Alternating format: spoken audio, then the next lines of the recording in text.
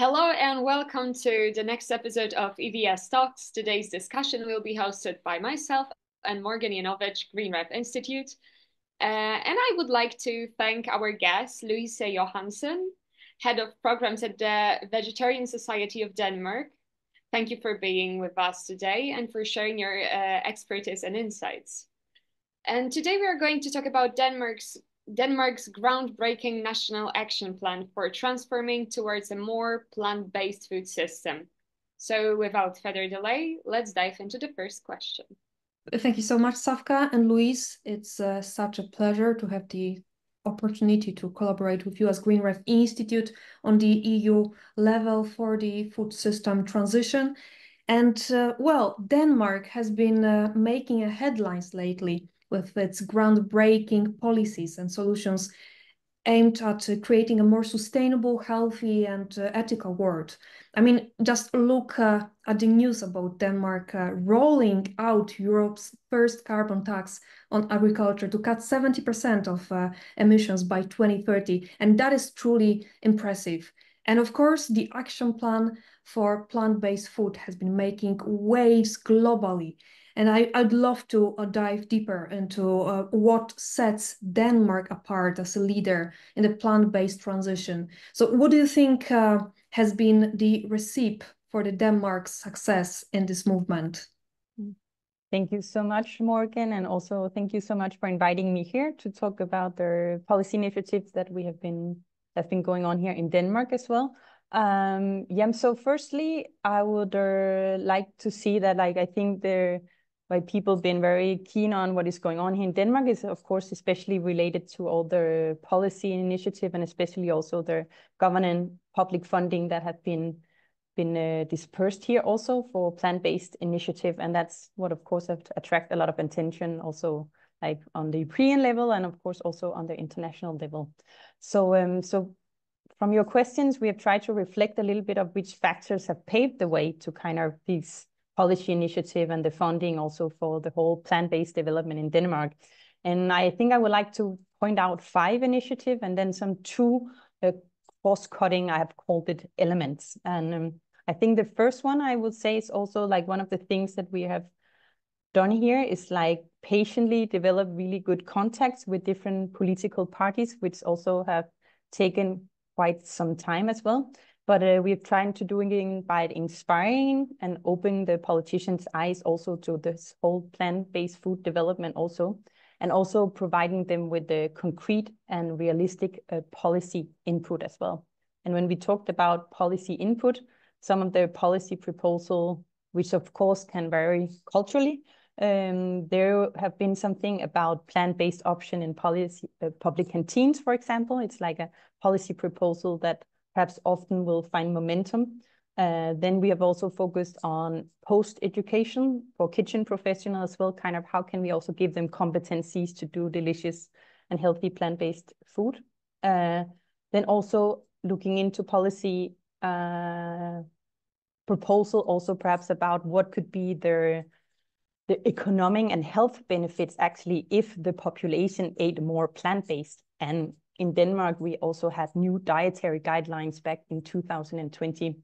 One have been a big leverage also in kind of stating this because it's of course the official dietary guideline which actually state pulses with 100 grams a day actually. So that has also been very helpful in kind of like putting a more plant-based diet on the agenda. And then of course also policy proposals focusing on research and development for the plant-based food industry, and perhaps also farmers could also be proposals that will also perhaps could gain a lot of momentum as well.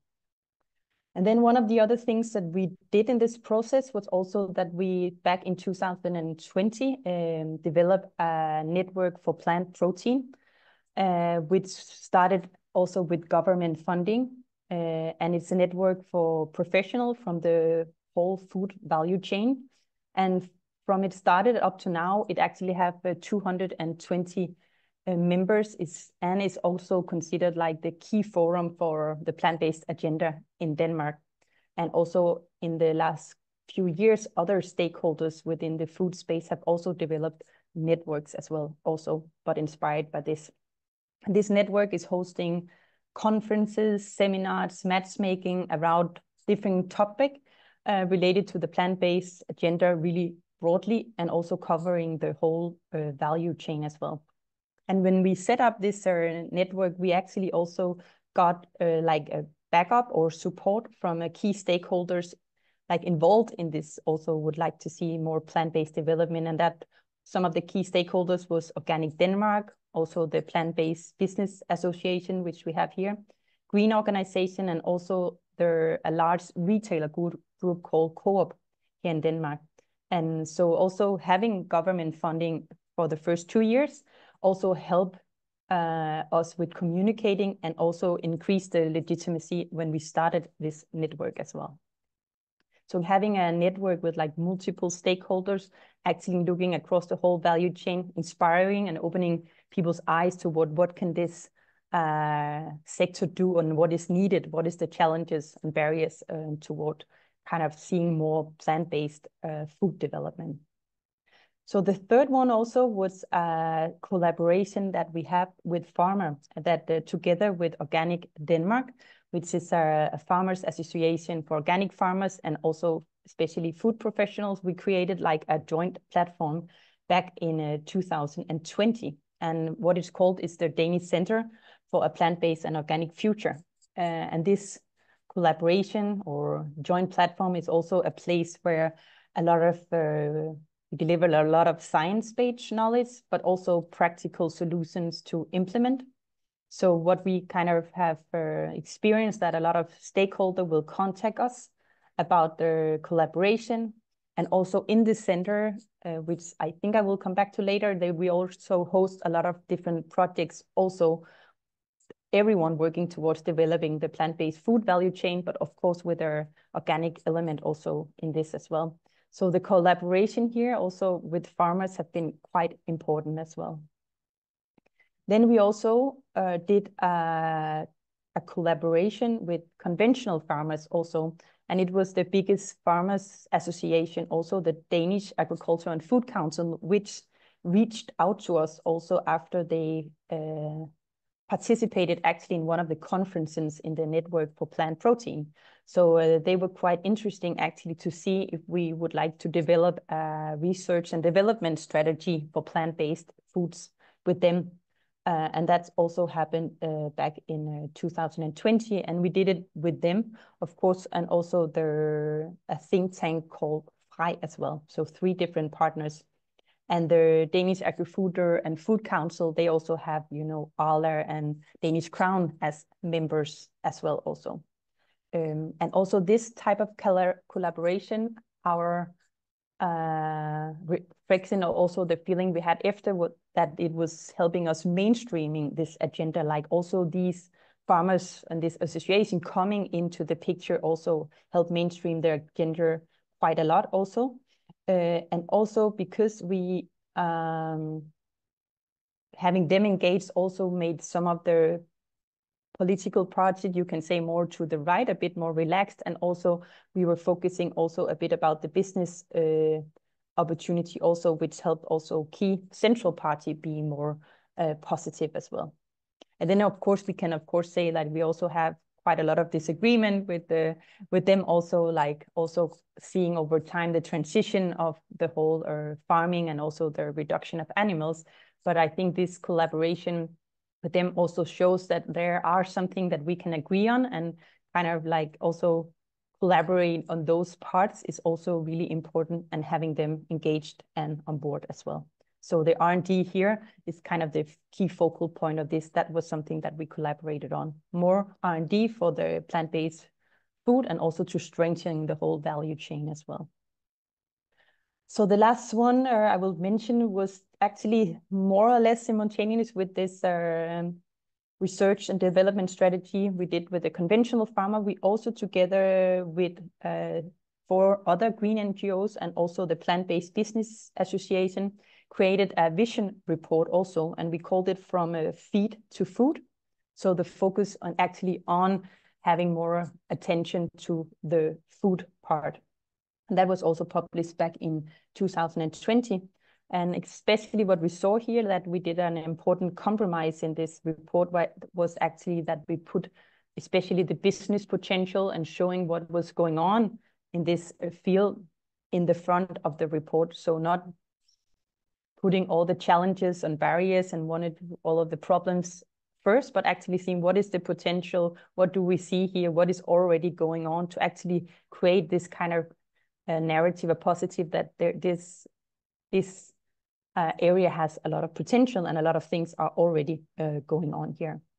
So from when we published this one, also we had a lot of meetings with various officials, also from the Ministry of Food and Agriculture, and also with a lot of different parties in the parliament. And what did we know from our dialogues with them also, and the meetings after, was that they find it quite interesting, and they were really curious about kind of the collaboration between, you know, the business aspects and also the green NGOs, perhaps the more mission-driven part as well, that we actually able to gain forces as well also. So that was very positive. So that was kind of the 5 like steps that we have taken and been reflecting upon it, that we feel like had quite of a big impact on kind of getting this plant-based action plan come along as well. And then also, if we have when we have looked also after this, I think we also have seen 2 like more cross-cutting insights also, and which has actually been the first one to mention, actually the whole collaboration, being able and trying to collaborate as with many different stakeholders, of course, especially farmers, industry, and other green NGOs also. And then, of course, respecting each other's differences. But it's really important also that we as NGO actually have the interest and also the courage to actually, and the willingness actually, to ask businesses for input, like what do they see as necessary, and then of course reflecting upon what is necessary, and then from then on see, okay, gathering the knowledge that we have together with the businesses, what would be the best advice or input we could give for politicians as well also. Because also we as NGO, of course, have to be honest, and also, for example, if we experience new products, plant-based products that is of bad quality or less healthy as well, also we should also, of course, be able to kind of put that and talk about that as well. So that was the collaboration part, really emphasizing that part. And then as the second one, it's kind of the division that we have experienced and also still see between more whole food plant-based and imitations as well also. And I think we really try to insist upon including many different types of food under this whole plant-based food umbrella, because we really feel it's important also that we all learn, and of course also in the school, to learn really to cook healthy food from scratch, and also all the kitchens professionals in public and also in private kitchen making really delicious food from scratch in quite a wide range as well. But we also know that there's this global need for a transition also, and that's also like we need to kind of develop plant-based option that is actually more perhaps imitations that people can go home and prepare, and also perhaps convenience food that people can grab on the go if they're busy, or bring back home to kind of heat up as well also. And also because, at least in my point of view, I think we are all different in the way that we eat and how we would like our food. And I think it really, if we would like to see a more like a dietary shift, we actually really have to kind of have this really broad view on kind of what types of food are people eating, how do they want to cook, or do they want to grab something on the go. So really have all these type of products available for the customers actually. So it makes it as easy as and accessible as possible actually to make this type of transition as well. I think so. That was also so that's the kind of that we shouldn't fight between whole food and imitation. We should actually kind of or like have the whole range of products available, ranging for whole food as well, and then more imitations as well.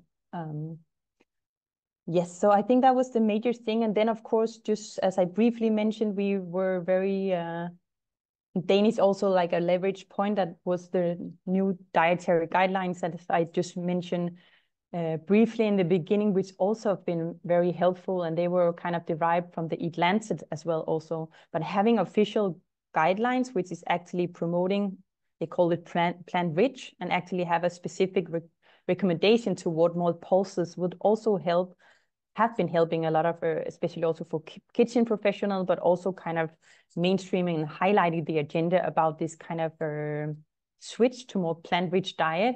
Also because the amount of meat compared to before have also been kind of reduced as well also. So having perhaps everyone, when you work with it, look at your actually of the guidelines that you already have, perhaps they actually vote green and actually use them also as a way to work in towards how can we kind of talk with people also about the transition of the food, because if we know that people doesn't eat after the dietary guideline, it could also be a way to kind of stress or make some changes already, or make projects that actually feed into this as well. So I think that was my very long answer to your first question, Morgan. But wow, it's fantastic that you're working so hard, and you're considering all aspects. I mean, everything you've said. That commitment to promoting plant-based diets and sustainability is truly impressive. Thank you. I would like to rewind a little bit. So Yes. The current landscape we see today stems from an agricultural agreement that was established actually in 2021. So how did it happen? How did we arrive at this version of the action plan, and what unfolded between 2021 and the present day to shape it into what it is now? Yes. So you can see when like all of these things that was taken, I like the steps that I mentioned, I think that's been kind of leading up to like when we had this culture, like the agricultural agreement. So in this agreement that we had from 2021, there was three main plant-based initiatives. One was the action plan for plant-based food, and it was actually derived from the vision report, where one of the overall recommendation was actually to do an action plan inspired by some action plan that have been done for the organic development here in Denmark. So that was one of the key. And one of the other things that came from the vision report also was to create like a fund, or now it's called the plant-based food grant. So that was also taken into the agricultural agreement. And then there was the subsidies for farmer, which is under the cap, where they have the possibility to change some of the crops that they actually do and how much subsidies that they create from this. So this was the three things that came into the agricultural agreement back in 2021. And also you can say also, and two of them especially was also created like because it was some recommendation from especially from the vision report, but all of this work related to kind of making plant-based food and they develop it more, having more people getting more curious and perhaps some people more relaxed about this. Also promoting the business potential was also, I think, idea. And one of the parties also before the agricultural agreement also did their own policy plan. They did an agricultural plan, or you can say proposal also. They did one of their parties, and one of them was actually they have adopted a lot of their inputs that we did in the vision report as well also. So that's what we have seen leading up to this. So that was some really main or key plant-based initiative that came into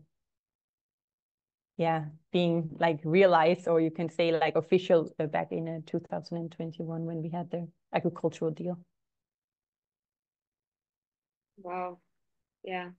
But I think let's hone a little bit into the action plan for a moment. So, what are the primary components of the plan, and what, in your view, which ones have proven to be the most impactful for reshaping the food system? Yes. So I think I had a look at their action plan that was done for plant-based food, and I think there was like 3 key components, you can say also. And one of them was kind of the focus on strengthening the whole value chain, and also the cohesion between different, or each part of the value chain, that it should be kind of being improved, you can say as well. And I think when you kind of compare it with their animal source value chain, you know, they had many years to kind of refine it, hone it, all of these things. And you can see that is some of the things that is needed also for the plant-based food value chain, actually, to have the same streamlining of the value chain. So that was one of the key components in the action plan, that they strengthen the value chain. Then, of course, also increasing sales of plant-based food. You can see like we need a demand nationally to create a demand for more plant-based food, but of course also hopefully more on a global scale as well also. So that was one of the other key items in the plan, also to see what can we do to increase the demand for plant-based foods. And then the third one was, of course, also looking into export and internalization, you can say also, because what we see is also like, if we compare it to Denmark, you know, then, you know, sometimes it does for some companies, because their export is like the largest part of the production. So it doesn't mean anything to them to change some smaller part of the national level as well. So also looking at, okay, what could be the export potential as well. And also because there's been an estimate done here, I think it was from the University of Copenhagen, saying like if we see a bigger development or demand globally in plant-based food, and Denmark perhaps could take 1 or 2% of the market, that would mean it's a huge value as well to this, to see this one as well. So also having this outlook, I would say also for is quite important. So one of the things that is stated there is also, of course, strengthening the raw materials as well as the processing of these materials. Also, like having what is the best, like the supply, what is the best materials that we have to actually produce plant-based food, and keep developing those. Also, the different kind of processing methods that we use, and also, of course, the link between those as well also. And then lastly, it was also strengthening research and development and innovation through public and private partnerships as well. Also, so this whole research and developing, acknowledging that we still need a lot of knowledge, we still need research, we still need development of projects, raw materials, processing methods, also both for the production, but of course also the consumption, that we need much more of this as well, was recognized here. And of course, they would, of course, like to see it in partnership with different kind of stakeholders, especially also the public and private sector. So that were the 3 main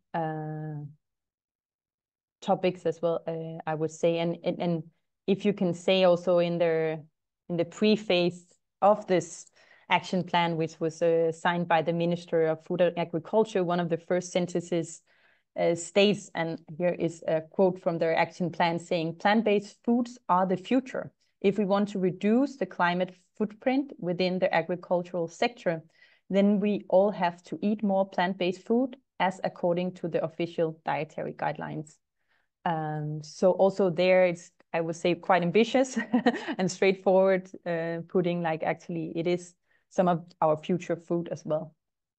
And then also, if we take a little bit of a step back, you can also see like the creation of the action plan after it was decided. It was also come about through like the government conducted a lot of discussion with a lot of different stakeholder businesses, us as organization, of course, many different stakeholders was involved in the creating the action plan. And then, of course, there was also with different kind of universities have done different kind of research, and reports was also kind of taken into account creating the action plan as well.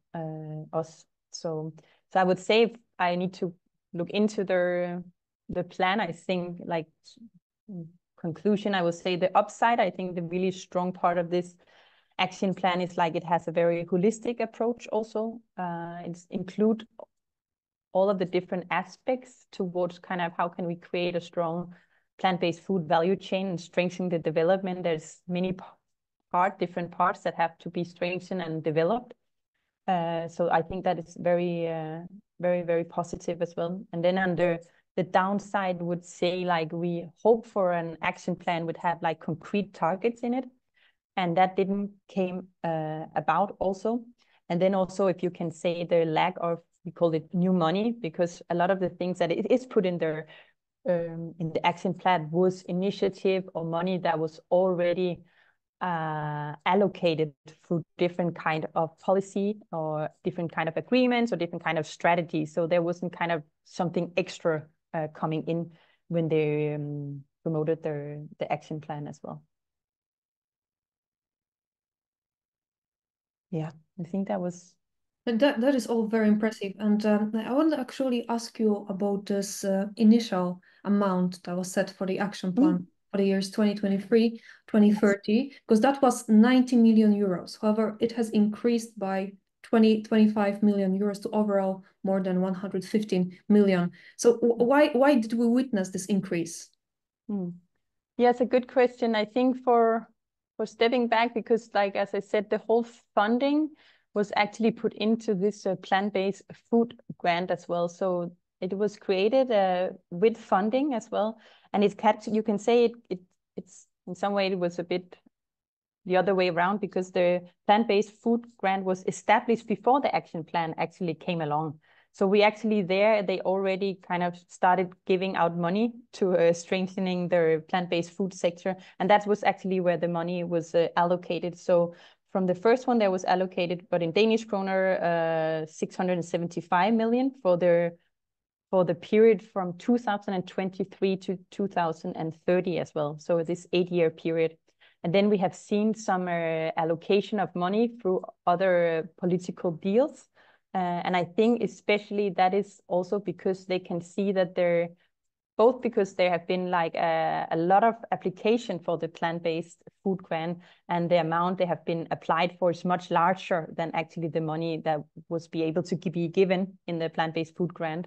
And also because it's project that is actually both in the partnership way, but also have some really, hopefully gonna see it have some really important impact on, especially the first year, the focus was on the demand. So that is hopefully what we will see by the end of this year. That's really been a strengthening focus on the demand part for plant-based food as well also. So yeah, so the whole funding part is set up in this plant-based food grant, you can say. So we're actually reading the action plan, and then there's a nice statement saying that the plant-based foods are the future, and this underlines the ambitiousness of the Danish government. And I think other countries can definitely learn a lot from it. And now going to the best practices, we wanted to ask you today about how can you as an organization, as a country, inspire other countries around the world to undertake the similar initiatives for transforming the food system. And do you think that for those provisions for sharing best practices been incorporated with the action plan, or maybe there's still some spacing for action plan 2.0? Yes, for sure there's there's room for 2.0, especially if we want to see some concrete targets. I think especially also the translation of the action plan and also the strategy for the plant-based food grant have also, of course, helped being able to inspire others to see, okay, what is the element into this plan? But I think it haven't been as much the government themselves that have been promoting the plant-based action plan. Of course, I've heard one from there was like I think it's like a hearing in Brussels where one of the food and agricultural the minister, no, not the minister, from the department there, he was speaking about the action plan as well. But I think it's us especially us as an NGO that's really have been starting to share this action plan, and also the element, and also having people also because of we also had a lot of international media coverage also. So that was a way also to help spread the news about this action plan also, because we can see that a lot of stakeholders perhaps would be able to do something similar, of course, with all of their, like no one fits all, but perhaps there is some things that can be taken into like other national strategies and other countries, and stakeholders can use kind of as leverage to kind of have their government do something quite similar.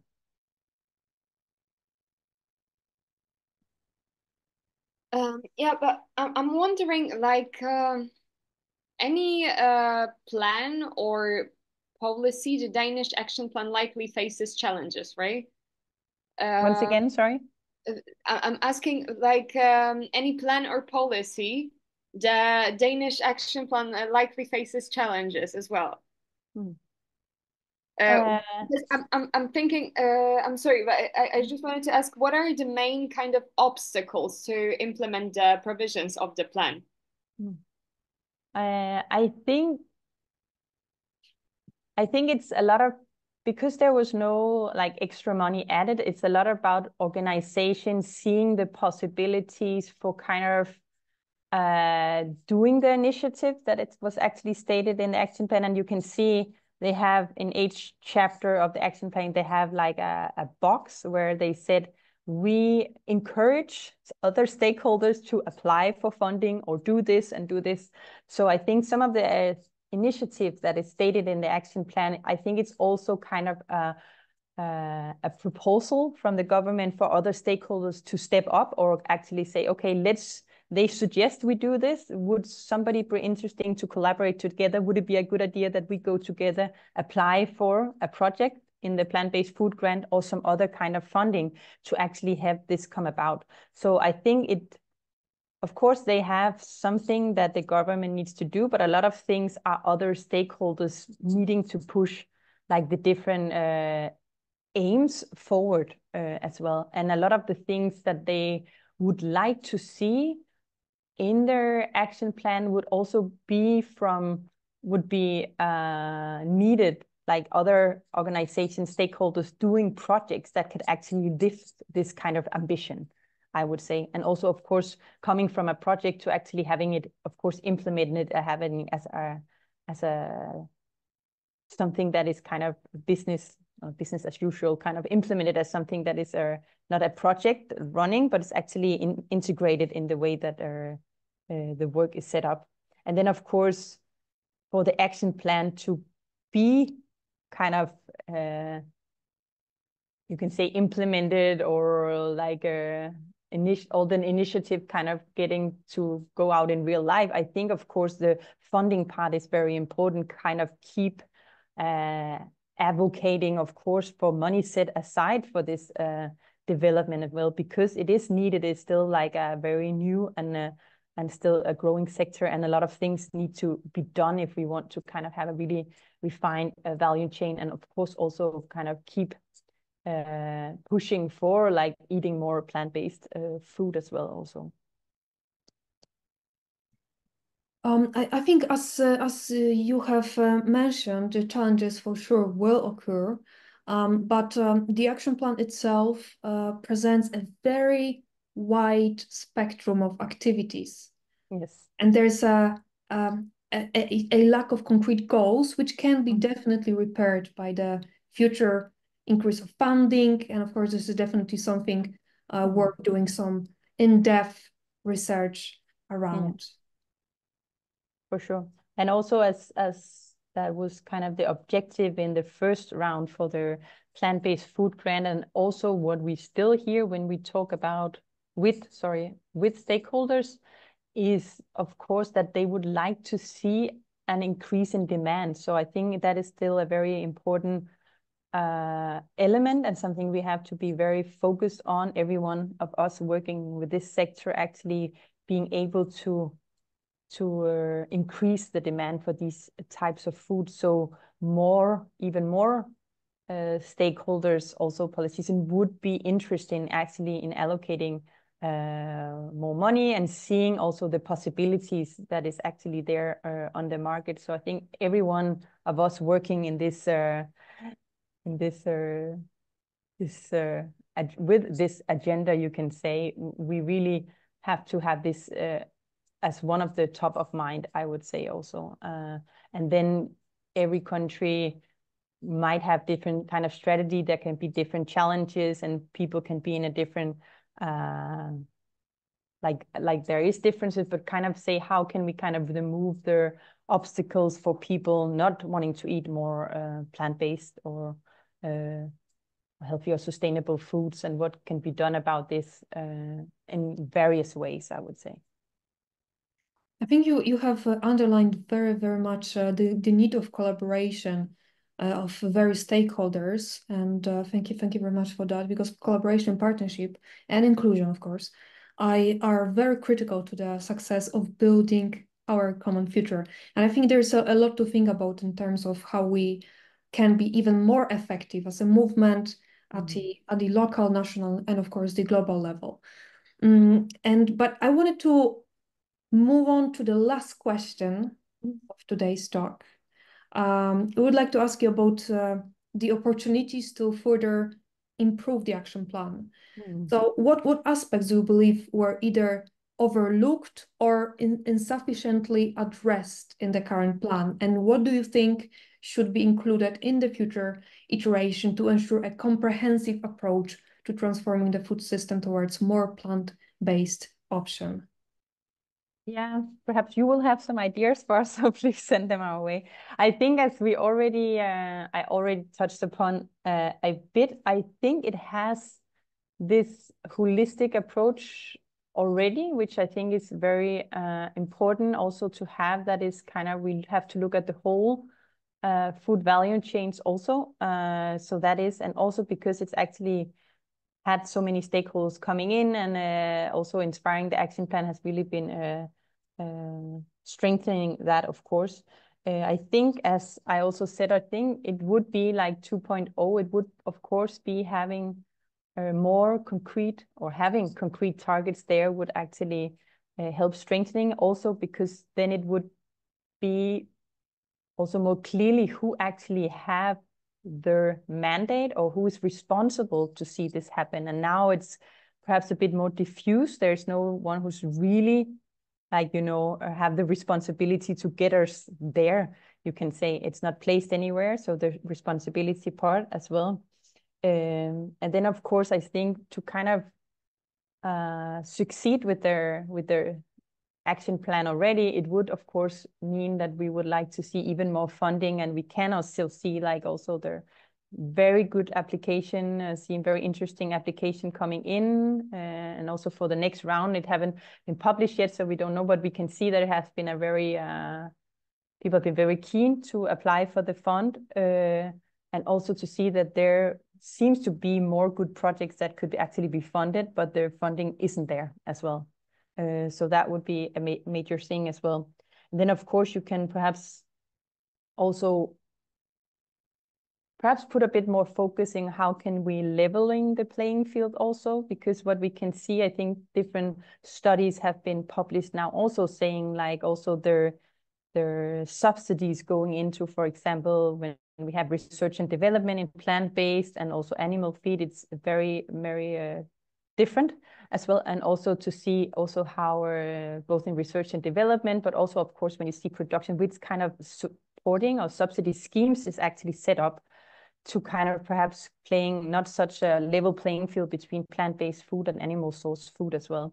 And so I think that could be an element that could be addressed more, like what can we do to kind of balance this even more. I think actually when we talk, I think that would be actually very interesting to put into this also, more focusing on where is there some issues with a level playing field between animal sourced and plant-based foods.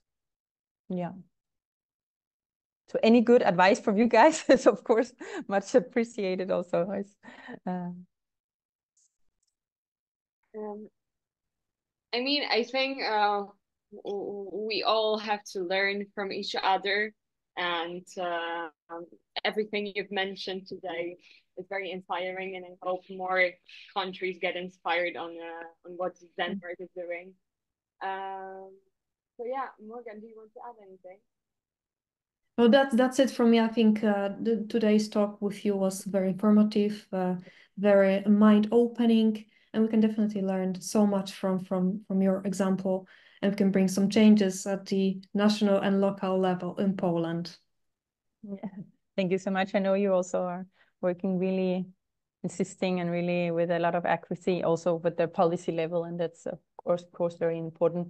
And also we can see also, and now when the next when they publish the next round for also the projects that is actually funded, I think there will also be a lot of inspirational, it could be across countries also, to see which kind of projects is actually or have even more sharing about like what kind of project seems really relevant and which kind of stakeholders is involved in different kind of projects as well. Because like we can see now for the first round, there was many different actors applying. And I think that is very positive to see also that perhaps some stakeholders you normally do not see applying for funding would actually be interesting to apply for it as well. And also in very new and innovative partnerships as well also. So also having funding also for a lot of stakeholders to actually kind of start working with this, I think would also be very interesting, and it's very important as well also. But sharing also like specific projects like what I've been working would also be even more, I think, could be useful as well also. Even that, of course, like that our contexts are different also in a lot of ways.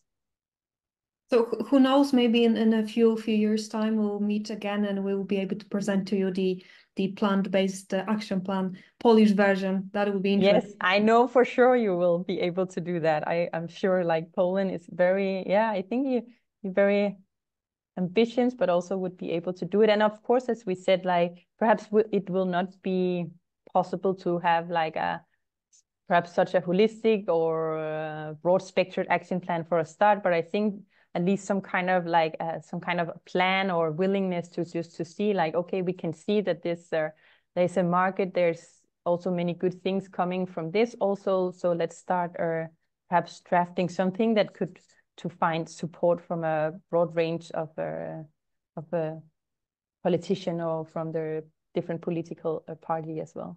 I think for sure you will have very good, I think you have like really good chances, and you should you will have do that as well. And on this beautiful note, we are about to finish this episode of EVS Talks. And thank you so much for today's conversation. Our today's guest was Louise Johansen, Head of Programs at the Vegetarian Society of Denmark. Thank you for joining us today for the next episode of EVS Talks. Thank you, of course, to the listeners for your attention, and we look forward to continuing the discussion on key challenges and changes in our next episode. Follow us on our social media, Green Rep Institute and European Vegan Summit. See you then.